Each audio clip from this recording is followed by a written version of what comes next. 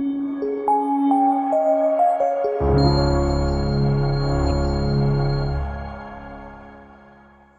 kegiatan itu ada satu masalah penyentruman ikan di sungai. Itu kami harapkan bahwa penyentruman ikan itu sesuai dengan Perda itu tegas, tidak boleh.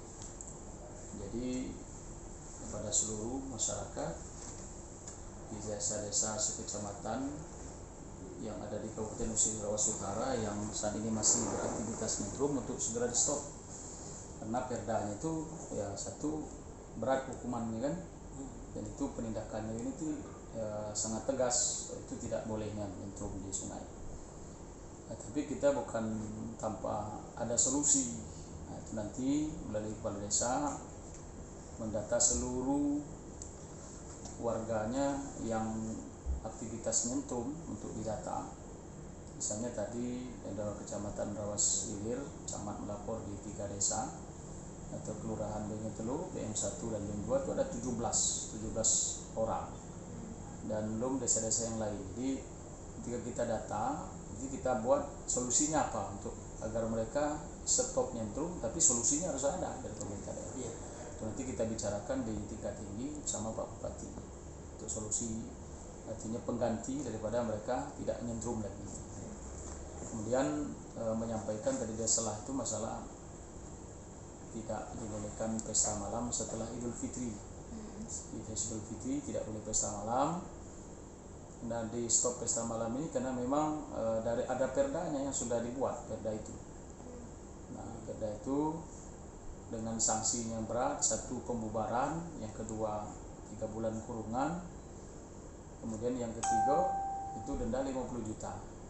Nah, karena di perda itu memang sudah diatur tidak boleh pesta malam.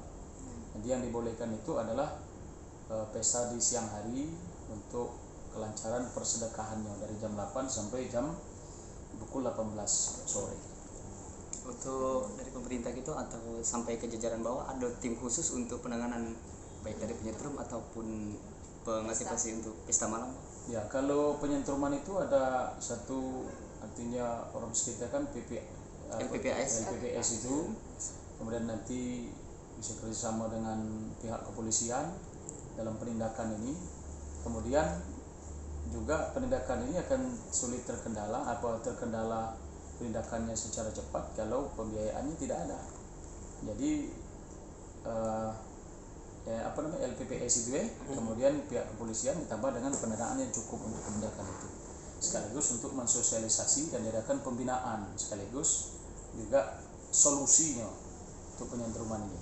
Dan karena untuk pesta malam itu nanti edaran itu akan disampaikan kepada seluruh camat dan kepala desa se-Kabupaten Musirawas Utara untuk disosialisasikan kepada seluruh masyarakat Musirawas Utara bahwa mulai tanggal 2 Syawal itu nasional tanggal berapa itu tidak dibolehkan lagi pesta malam.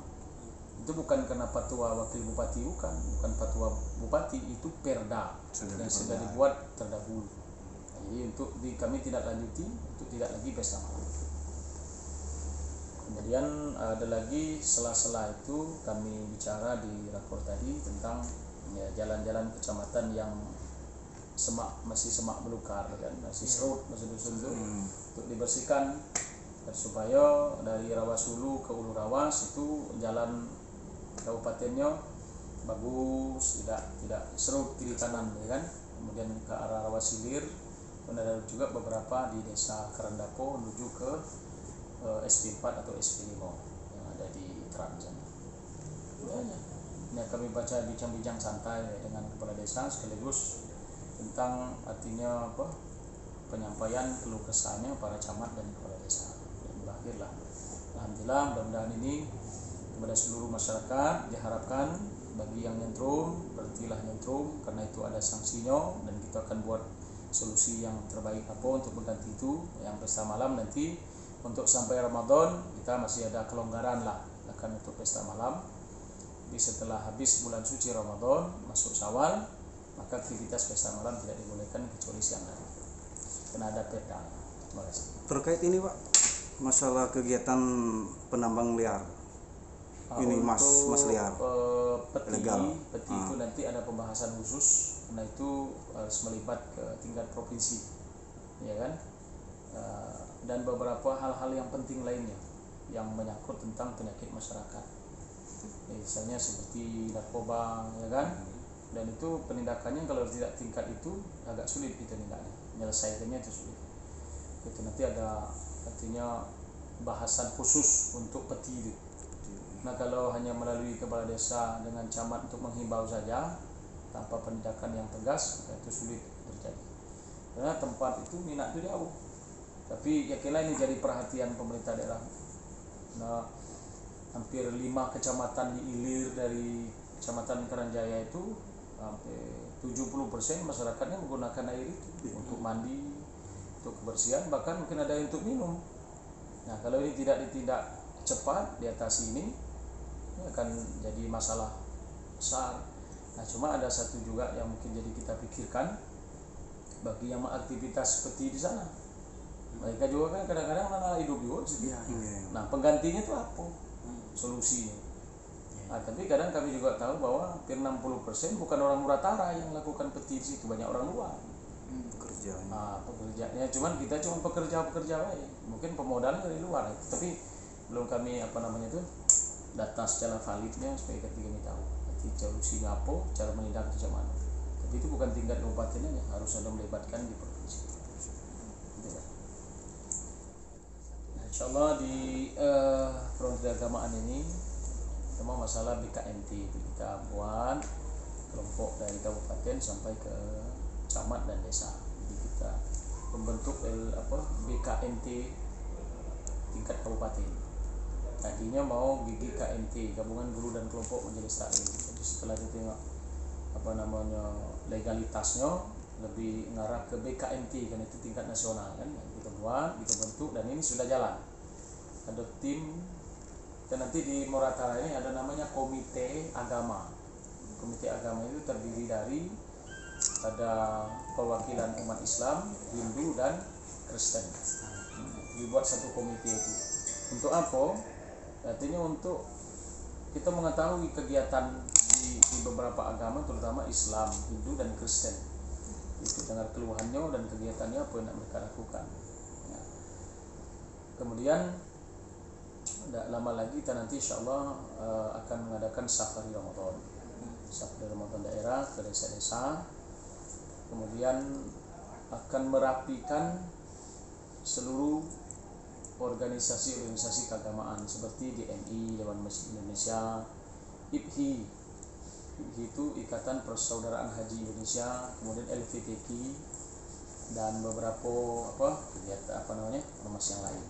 Kita bukan menertibkan, kita buat merapikan dan buat pengurus baru. Karena kalau LVTQ sudah habis masa baktinya Januari kemarin, dan peraturan itu tidak bisa diperpanjang, jadi mesti harus buat baru, dan itu sudah hampir selesai dan akan dilantik.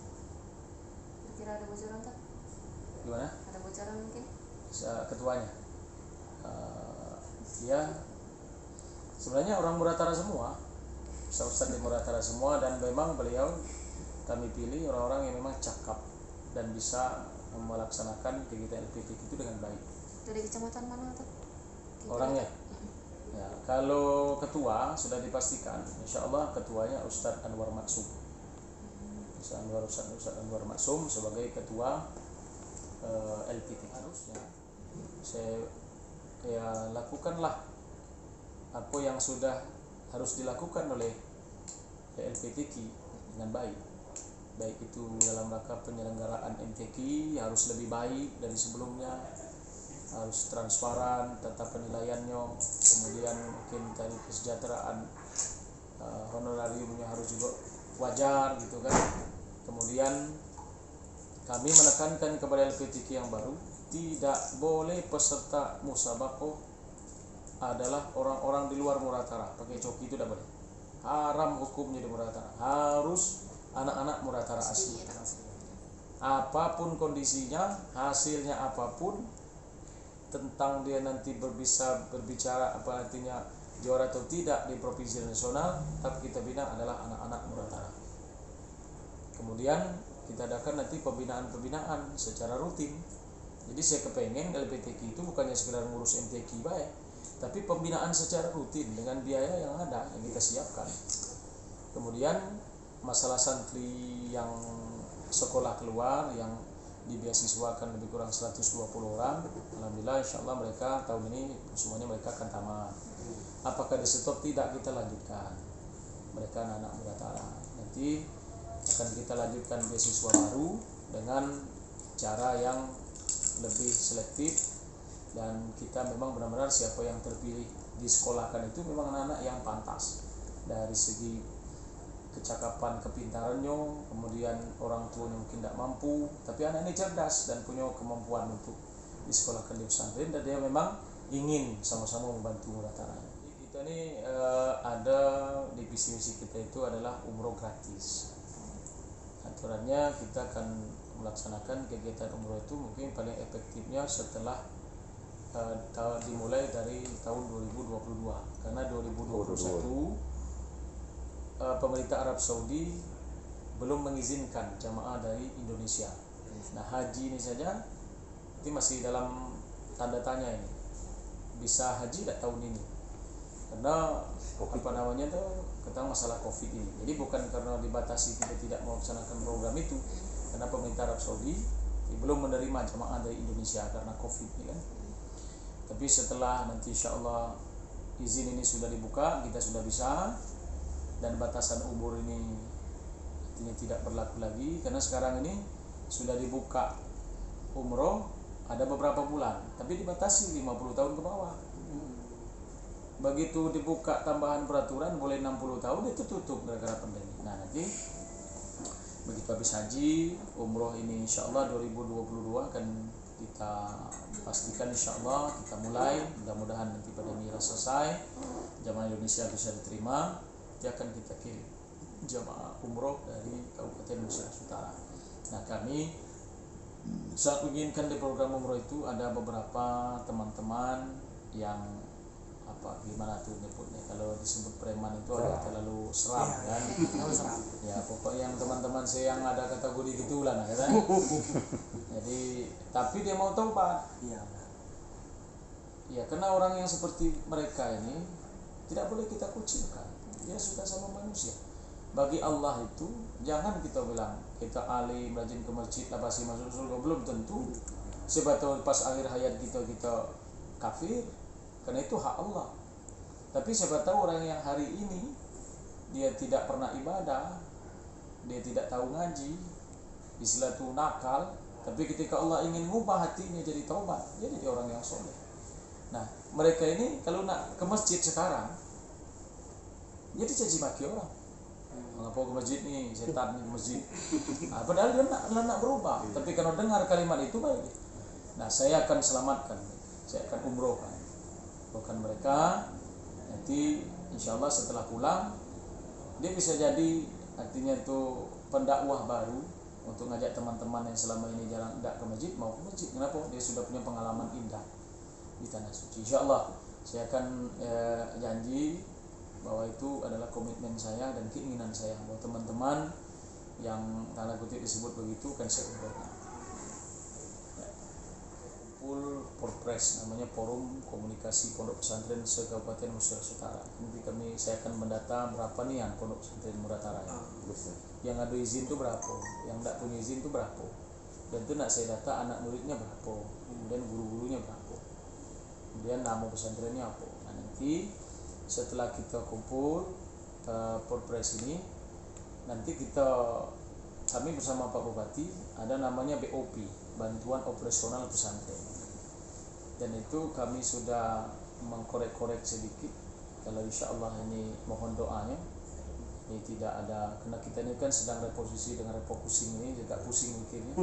Tapi untuk BOP ini akan kami siapkan minimal 2 miliar untuk pondok pesantren. Nah itu nanti realisasinya mungkin bisa kita mulai 2022. Karena untuk yang 2021 ini ya teman-teman media kan tahu bahwa kondisinya kan kita defisit 450 miliar ya, sementara nak kita bangun begini belumlah utang gitu banyak. Nah jadi apakah kami harus ngeluh ini? Tidak, kita tetap cari solusi. Kalau memang misalnya dalam waktu dekat ini ada solusi dana itu bisa dibantu dengan tidak menyalahi aturan yang ada, kenapa kita harus 22 segerakan. Tapi sudah dipastikan bahwa pondok pesantren yang kita bantu, kemudian majelis taklim BKMT juga kita bantu kegiatannya.